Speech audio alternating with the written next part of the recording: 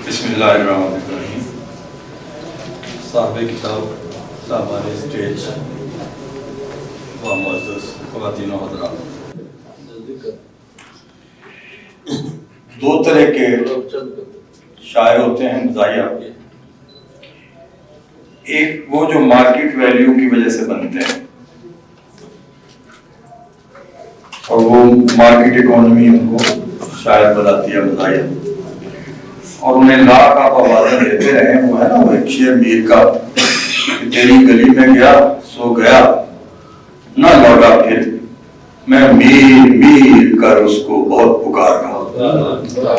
تو اس طرح کے دو چار سنجیدہ شاعروں کو ہم نے بھی بڑا روکا، اور آخر انہوں نے یہ نعرہ لگایا کہ بھائی ادھر مارکیٹ ہے، تو بس پھر وہ ہمیشہ کے لیے اس کے ہو.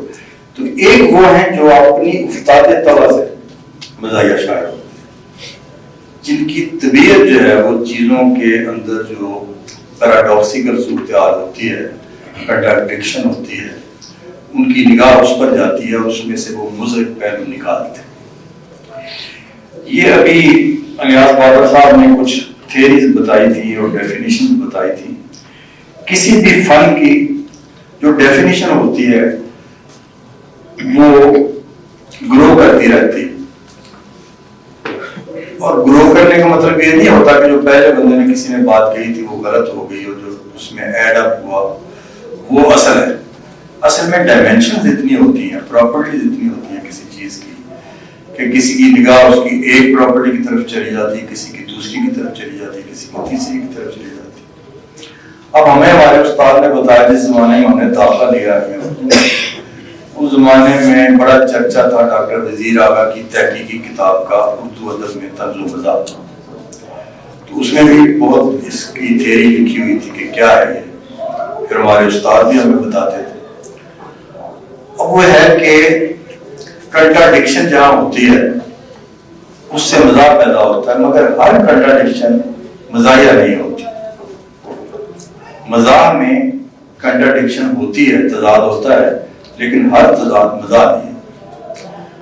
تو وہ مثال دیتے تھے کہ ایک بہت لمبا آدمی اور اس کے ساتھ ایک بالکل ٹھیلی سی خاتون جا رہی ہو، تو اس پر کوئی پکتی کسے گا کہ گلی ڈنڈا جا رہا ہے تو مزاح پیدا ہو جائے گا.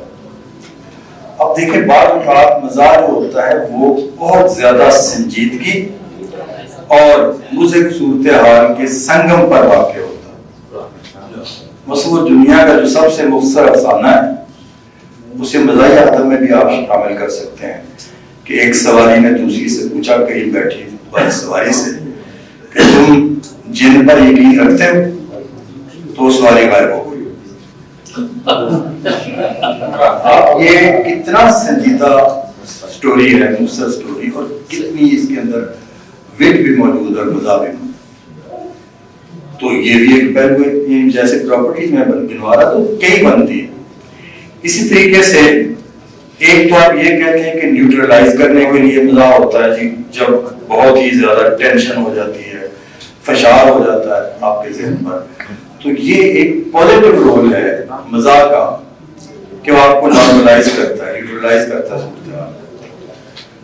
اسی لیے جس تہذیب میں مزاح نہیں ہوتا اس کا تہذیبی رفت جو ہے وہ مشکوک ہو جاتا ہے، اور خود فرد کے لیے بہت ضروری ہوتا ہے.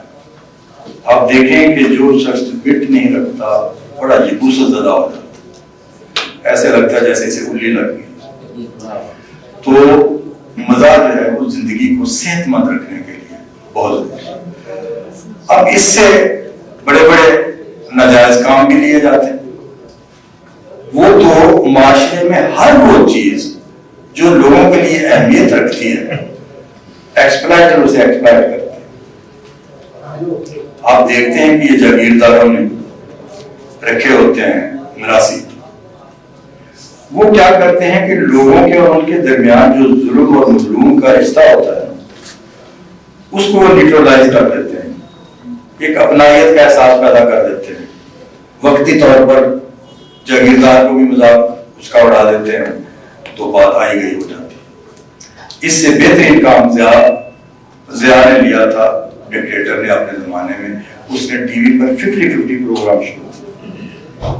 وہ 50-50 پروگرام یہی کرتا تھا کہ حکومت کے مظالم اور لوگوں کی مظلومیت کے درمیان جو تھا ایک کشیدگی تھی اس کو وہ نیوٹرلائز کر دیتے اور ان کو ضیاء اپنا لگنے لگ جاتا. تو اس کا مطلب یہ نہیں ہوتا کہ کسی چیز سے اگر کوئی ایکسپلائٹر غلط کام لے رہا ہے تو وہ اس چیز کا قصور ہے. یہ نہیں، کیونکہ مذہب بھی ایکسپلائٹ ہوتا ہے، احساس جمال بھی ایکسپلائٹ ہوتا ہے، سیکس بھی ایکسپلائٹ ہوتی ہے، اکانومی بھی ایکسپلائٹ ہوتی ہے، ہر وہ چیز جس کی اہمیت ہوتی ہے وہ ایکسپلائٹ ہوتی ہے. تو یہ دو نقطہ نظر تھے جو میں نے آپ کے سامنے عرض کیے. اب آپ دیکھیں کہ ایک ہی چیز کس وقت کوئی مزاحیہ انداز میں کہی ہوئی بات آپ کے ساتھ چمٹ کر رہ جاتی ہے، جس کی طرف مدر صاحب نے اشارہ کیا تھا، اس کا تجزیہ کرنا پڑے گا. اس سے آپ کو پتہ چلے گا کہ جسے ہم سنجیدہ مزاح کہتے ہیں اس میں اور پکڑ پان میں کیا فرق ہے. اس پر جب آپ غور کریں گے کہ جب آپ سنجیدگی میں ڈوب کر مزاح لکھتے ہیں، درد مندی سے مزاح لکھتے ہیں، تو وہ کچھ نہ کوئی ایسی ڈائمنشن اس کی ہوتی ہے کہ وہ آپ کے ساتھ چمٹ کر رہ جاتا ہے اور آپ کے اندر اسی طرح سے تخلیقی ادب والی کنٹینیوٹی آف کمیونیکیشن پیدا کر دیتا ہے جسے تسلسل ابلاغ آپ کہتے ہیں، وہ شروع ہو جاتا ہے آپ کے اندر. تو یہ ادبی لحاظ سے، تنقیدی لحاظ سے مزاح کی ڈیلیکیٹ شکل ہے، مزاح کی لطیف.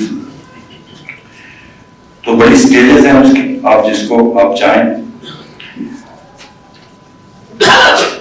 اب میں نے ایک تھوڑی سی تحقیق کی ان کی کتاب کے بارے میں، تو یہ پتا چلا کہ ان کے جو قطعات ہیں ان میں بیشتر قطعات جو ہیں ان کا تعلق جو ہے ہمارے ادب کے متعلقات کے ساتھ، شعر و ادب کے متعلقات کے ساتھ، محفلوں کے ساتھ، اصناف کے ساتھ، شاعروں کے ساتھ، کتاب کے ساتھ. تو وہ ان کے نام میں آپ کو صرف دو چار سناتا ہوں. مقالہ ان کا جو ہے، قطع شاعری کا عالمی دن، رقیق ممتنع، تقریب رونمائی، استاد شاعر کا شکوہ، شعر کشی، ہلکا رواب ذوق، یہ 2 دفعہ آ گیا کتاب میں، غلطی سے پتہ نہیں چلا، پروف ریڈنگ کی غلطی. اچھا، حب غزل، انہوں نے حب غزل میں حب اور حب کا بڑا خوبصورت اس میں جسے پن کہتے ہیں لفظی بازیگری سے، وہ بڑا فائدہ اٹھایا.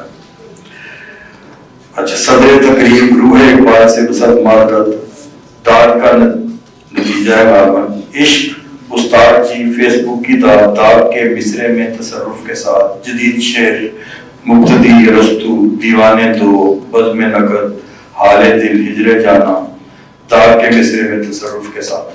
تو یہ دیکھیں، یہ میں نے وہ عنوان نکالے جو شعر و ادب کے ساتھ تعلق رکھتے ہیں.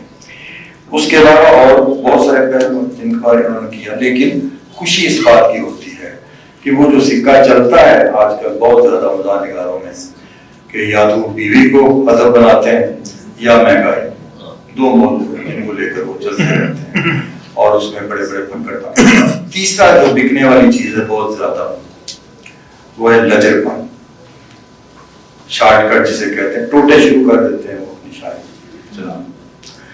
تو ان کے کتاب میں اس طرح کی آپ کو کوئی چیز نہیں ملے گی. تو پتہ چلے گا کہ ایک ذمہ دار، ایک پڑھا لکھا آدمی، ایک انٹلیکچوئل اور دانشمندانہ نظر رکھنے والا زندگی پر آدمی جو ہے وہ یہ قطعات لکھ رہا ہے، مزاح لکھ رہا ہے.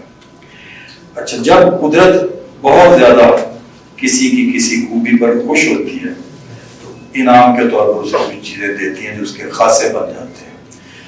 اردو میں شاعری میں بھی، یعنی مزاحیہ شاعری میں بھی اور تحریروں میں بھی، سنجیدہ اور مزاحیہ تحریروں دونوں میں کوئی کریکٹر کسی کی پہچان بن جائے، جیسے چچا چکن، تو یہ بہت بڑی بات ہوتی ہے.